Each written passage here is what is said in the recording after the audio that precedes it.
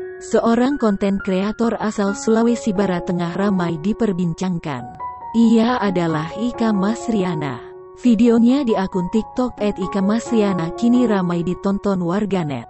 Sebelum kontennya banyak ditonton warganet, dahulu Ika mengaku sempat mendapat bulian dari warganet karena wajahnya yang memiliki tanda lahir. Dikutip dari haibunda.com, gadis yang berasal dari desa Babana, Mamuju Tengah, Sulawesi Barat ini mengungkap bahwa apa yang ada di wajahnya itu merupakan tanda lahir.